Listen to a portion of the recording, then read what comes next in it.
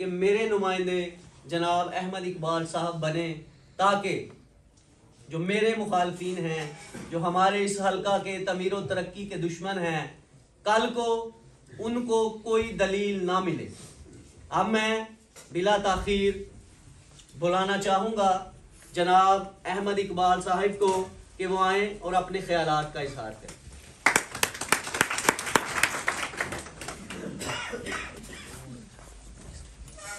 बिस्मिल्लाहिर्रहमानिर्रहीम। नहायत मोहतरम जनाब असगर भट्टी साहब, आपका बहुत तहे दिल से मशकूर हूँ कि आपने हमारे इस काफ़िले की तादाद में इतना ज़्यादा इजाफ़ा किया। मैं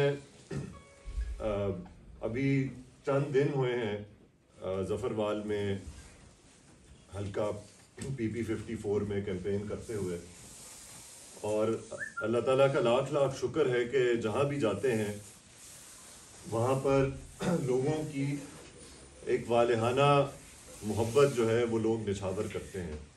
और मैं समझता हूँ कि ये मेरे लिए एक बहुत बड़ा एजाज़ भी है और एक बहुत बड़ी जिम्मेदारी भी है कि मैंने इस मोहब्बत का और इस खुलूस का और इस प्यार का जवाब जो है वो इस इलाके की नुमाइंदगी का हक अदा करके देना है कि यहाँ पर लोगों को बेहतरीन वो सहूलियात मिलें, तालीम की, सेहत की। जो ज़फ़रवाल बदकिस्मती से यहाँ पर एक खौफ का माहौल बना हुआ है और ख़ानदान के ख़ानदान लड़ाई झगड़े में उजड़ गए हैं, आज भी 2024 में लोगों को 17वीं सदी वाले माहौल में रखा जा रहा है। इंशाअल्लाह ये सब हम जब लोग इकट्ठे होंगे तो मेरे ख्याल में सबसे बड़ी फतह जो है वो एक मुस्बत सोच की फतह होगी। मैं समझता हूँ कि जो इलाके की सियासत होती है वो मुआशरे पर बड़ी गहरा असर रखती है।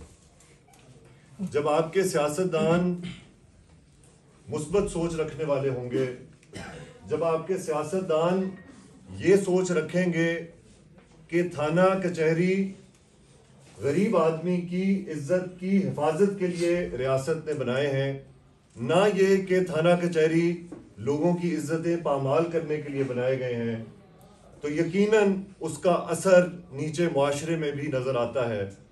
मेरी इसी तरह जब सियासतदान जिस इलाके में जिस तरह के लोगों की सरपरस्ती करते हैं, मुआशरे में उसी तरह के लोग तरक्की करते हैं। मैं आपसे ये वादा करता हूँ कि इंशाअल्लाह ये जो तहरीक जिसका हमने आगाज़ किया है, ये ज़फ़रवाल की सियासत में एक नया बाब होगी। और हमारा मंशूर, मेरा मंशूर जिसको हर जगह लोग बड़ा सराह रहे हैं, वो बहुत सादा और मुख्तसर मंशूर है। वो मंशूर सिर्फ 3 अल्फाज पर मुश्तमिल है। नंबर 1 अमन, नंबर 2 तरक्की और नंबर 3 तालीम। हम यहाँ के लोगों को अमन, तरक्की और तालीम देंगे और यहाँ के नौजवानों के लिए, बच्चों के लिए तरक्की की राह जो है उसको हमवार करेंगे। मेरा अपना ख़ानदान आज अगर अल्लाह ताला ने इतनी इज़्ज़त बख्शी है, ये जो सब दोस्तों ने बात की, ये सफ़र मेरे आबाओ अजदाद ने जब शुरू किया तो वो तालीम का सफ़र था। जो राना साहब ने जिक्र किया मेरे परदादा का, खान बहादुर मुश्ताक अहमद चौधरी साहब डॉक्टर, उस ज़माने के पढ़े लिखे तरीन शख्सियात में से थे इस इलाके की। 1951 में पाकिस्तान आज़ाद होने के बाद जो पहला इलेक्शन हुआ पाकिस्तान में, उस वक्त ये ज़िला सियालकोट था और ज़िला सियालकोट की ज़फ़रवाल की नशिस्त पर कायद आज़म की मुस्लिम लीग के नामजद उम्मीदवार थे और यहाँ से इलेक्शन लड़ा और जीते। आज अल्हम्दुलिल्लाह मैं उनकी चौथी नस्ल हूँ, लेकिन हमने कोई जमात नहीं बदली, अपना नजरिया नहीं बदला, और जो ख्वाब उन्होंने आज से 70 साल पहले देखा था कि हमारे इलाके के नौजवान जो हैं वो तालीम हासिल कर कर आगे बढ़ें, और क्योंकि वो तहरीक पाकिस्तान का भी हिस्सा थे कि ये तालीम हासिल करके ही पाकिस्तान की तरक्की में भी हिस्सा डाल सकेंगे। आज मैं उनके ख्वाब को मेरे वालिद मोहतरम ने, जो उनका हल्का है नारोवाल शकरगढ़, वहां पर करके दिखाया। नारोवाल और ज़फ़रवाल एक ही मट्टी है, यहाँ के लोग एक ही तरह का पानी पीते हैं। 30 साल पहले जब उन्होंने नारोवाल में सियासत शुरू की तो नारोवाल के जो बॉर्डर के इलाके हैं वो पंजाब के खतरनाक तरीन इलाके तस्वुर किए जाते थे। बारामंगा साइड पर जो हल्का था, आज भी मुझे याद है कि मैं छोटा सा था और कैंपेन पर साथ होता था, तो वहां पर तस्वुर नहीं किया जा सकता था कि कोई शख्स बगैर असलहे के महफूज रह सके। ये इतने खतरनाक इलाके थे। एक खान साहब भी यहाँ बैठे हैं। आज इन इलाकों में बच्चे पढ़ लिख कर बहुत तरक्की कर गए हैं। आज इन इलाकों में असलहे को बुरा समझा जाता है।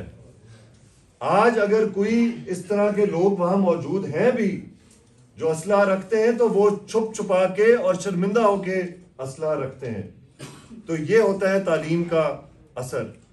इंशाअल्लाह मेरी कोशिश होगी कि ज़फ़रवाल तहसील के अंदर जो एहसास महरूमी है, जो पसमानदगी है, उसको ख़त्म करने के लिए जिस हद तक जा सकूं उस हद तक जाके ज़फ़रवाल का मुकदमा लड़ूं, चाहे वो असेंबलियों के अंदर मुकदमा लड़ना पड़े, ताकत के ऐवानों में मुकदमा लड़ना पड़े, अपनी जमात के अंदर मुकदमा लड़ना पड़े, और ज़फ़रवाल की वो महरूमी मिटाने के लिए मैं आखिरी हद तक जाऊंगा। दूसरी बात ये कि इलाके का जो नुमाइंदा होता है, इलाके की पग उसके सर पे होती है। उसने इलाके की इज्जत की हिफाजत भी करनी होती है। बदकिस्मती से माजी में जो नुमाइंदे यहाँ से मुंतखब होते रहे, वो सुबह किसी जमात में, शाम पड़ी तो किसी और जमात में, और अगर उनका माजी देखा जाए कि उन्होंने कितने इंतखाबी निशानों पर इलेक्शन लड़े हैं, तो शायद उनको उनके इंतखाबी निशान जो हैं वो उनकी जमा करनी मुश्किल हो जाए। मैं आपको ये यकीन दिलाता हूं कि ज़फ़रवाल की इज्जत पर चाहे अच्छा वक्त हो या मुश्किल वक्त हो, आपकी इज्जत पर आंच नहीं आने दूंगा। और कोशिश होगी आपकी दुआ और आपकी सपोर्ट से कि जब भी आप अपने नुमाइंदे को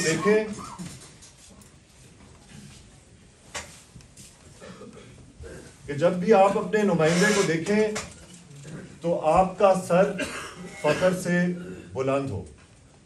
तो इसी वादे के साथ इंशाअल्लाह ये जो इलेक्शन है, ये सिर्फ इलेक्शन नहीं, ये एक तहरीक है।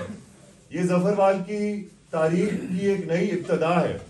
ये यहाँ की सियासत का एक नया बाब है। ये ज़फ़रवाल की ज़मीन में हम एक नया बीज रहे हैं। इंशाअल्लाह आप सबकी सपोर्ट के साथ हम ज़फ़रवाल को तरक्की याफ्ता बनाएंगे, पुरअमन बनाएंगे और यहाँ पर तालीम आम करेंगे। मुझे बड़ा अफसोस होता है देख कर के यहाँ पे 3-3, 4-4 यूनियन काउंसिलों पे एक स्कूल बना हुआ है।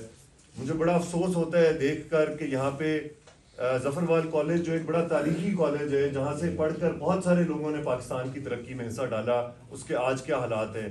मुझे देखकर बड़ा अफसोस होता है कि तहसील हेडक्वार्टर हॉस्पिटल की इमारत खड़ी हुई है, लेकिन वहाँ पर अमला नहीं है, वहाँ पर सर्जरी करने के लिए कोई डॉक्टर मौजूद नहीं, वहाँ पर डिलीवरी करने के लिए कोई डॉक्टर मौजूद नहीं। ये वो बुनियादी चीज़ें हैं जो यहाँ के शहरियों का हक है। मुझे बड़ा अफसोस होता है जब मैं देहातों में जाता हूँ और वहाँ पे लोगों की ज़िंदगियों के हालात देखता हूँ कि छपड़ों के अंदर गंदगी, गलाजत, ना कोई पीने का साफ पानी का इंतज़ाम। तो इंशाल्लाह ये वो चीज़ें हैं जिनके लिए मैं आपके हकूक़ की जंग लड़ूंगा और आपकी खिदमत करने में कोई कसर नहीं छोड़ूंगा। बहुत शुक्रिया।